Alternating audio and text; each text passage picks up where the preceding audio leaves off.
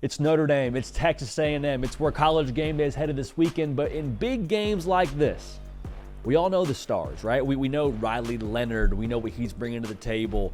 We know Connor Wegman, that's a massive name, going to be the starting quarterback for A&M in this game. But in games like this, sometimes, while the stars play a massive role, it's the X factors that ultimately make the difference in the game. So in this one, who are the X factors and what could they potentially do when it comes to impacting the outcome of this game? We'll talk about that right now. Two things I'm going to tell y'all. First, subscribe to the channel. Right here, the On3 YouTube channel. College football, nothing but college football every single day. Other thing I want to let y'all know, the hard count. This show is brought to y'all by our friends over at Prize Picks. Prize Picks, daily fantasy, squeezing the juice out of this college football season. If you've never played Prize Picks, super easy, super straightforward. You get a full board of projections from different players across the country, especially in college football is what we play here, and you pick two or more players to put together to make a lineup. You pick more or less on their projected stats, you're off to the races. Okay, so if you use code HARDCOUNT, you will get yourself $50 in promo funds when you play $5 in lineups. Okay, so we'll give you our picks throughout this, but when it comes to the X factors in this game now, I am circling Mitchell Evans, the tight end for Notre Dame, as a major, major X factor. One part of this is he's a tight end and he plays Notre Dame. Notre Dame's cranked out a few really, really good tight ends. So that's, the obvious part of this thing. The other part of this, though, we spoke during our prediction video in this game about how much Riley Leonard is going to, I believe, be put out on the perimeter where they move the pocket, and he's going to have a chance to either run it or throw it. When he decides to throw the football, I think oftentimes he will have Mitchell Evans right there in the flat with a chance to catch, turn up, get some positive yardage, and get a first down for the Irish. How consistent he's able to make a play with the ball in his hands, I think could be the difference for Notre Dame between, okay, we'll set it up at 3rd and 2 versus, hey, fresh set of downs, first down, let's roll. Also in the red zone, I think he's going to be a massive weapon for them in that sense as well. So Mitchell Evans, the matchup problem that he is with his size, his athleticism, again, with the ball in his hands on that kind of extended modern triple option that Notre Dame is going to play, watch out for Mitchell Evans, the tight end for Notre Dame in this game. Just, to me, screams X factor. For Texas A&M, I think wide receiver Noah Thomas is a major X factor in this game. And we'll see how much attention he gets from Benjamin Morrison, the best corner for Notre Dame.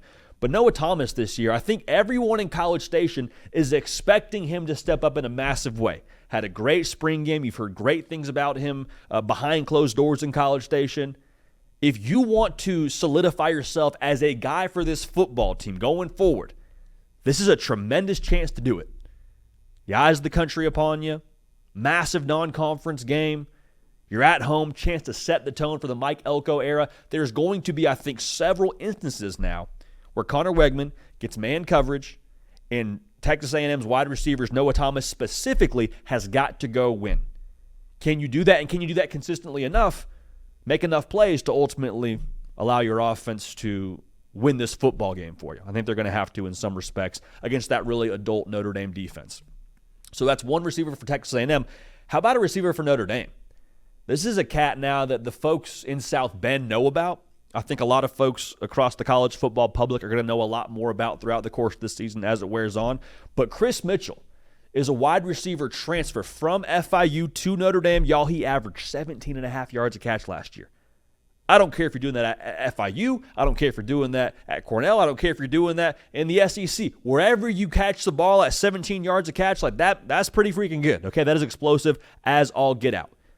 A&M has got some new faces in the secondary. But last year, they were not all that great. So if I'm Mike Denbrock, the OC, and I got an explosive weapon in Chris Mitchell, I'm testing that secondary, brother. I'm going to at least try my hand at getting some explosive plays, because here's the thing now, especially in a game like this, if you cause Texas A&M to have their hand on the stove one time and get burned, guess what? You don't want to put your hand on the stove again. Meaning, if you get burned in a certain look on defense, you don't want to get burned again in that same look. So you have to give extra attention to the secondary. Potentially for Chris Mitchell, give him extra attention. When you give extra attention to the pass game, guess what you don't have? A lot of times, the proper attention to the run game. And that's where Notre Dame could really get cooking. So They allowed 7.7 yards a pass last year, did A&M. Even with the new faces, I think Chris Mitchell is going to have some plays out there for him in the vertical pass game to impact this game in a massive way. Again, a name that not a lot of folks know right now, but will have a massive impact in the outcome of this game. One more guy I want to talk about here for Texas A&M, and the term X factor doesn't feel all the way appropriate for him. He might just be like a factor, period. And that's Levan Moss, the running back for Texas A&M. Ruben Owens, your heart breaks for him, regardless of if you're a Texas A&M fan or not. The running back for A&M, done for the year. You need Levan Moss to carry a little bit more of that load than maybe he would have carried had you had Ruben Owens in that room with him and available. Last year, Levan Moss averaged 5 yards a carry. The thing I love about him, man, he gets downhill quick, fast, in a hurry. He's one of those backs now that people talk about that, hey, that guy runs behind his pads, meaning like when he starts running full force at you, he's not worried about you being in the way or not. He is coming downhill at you to deliver the blow, not take the blow. And so his role in this game is crucial because when you're trying to settle in your quarterback in Conner Weigman, even though Conner Weigman's played some college football before, this is his biggest spot of his career. This is the biggest matchup of his career. You want to make his job easier? Give him 3rd and 2 to work with. You want to make his job easier? Force Notre Dame to add some extra guys in to stop the run. Allow that defense to kind of mellow out a little bit and give you a more simplistic picture for your quarterback. So Levan Moss will have a massive role in terms of what he does on the ground, period. But in terms of how he can help Conner Weigman, I think that could make all the difference in the world for A&M's offense, again, against this really veteran Notre Dame defense. So, talked about Prize Picks at the top of this thing.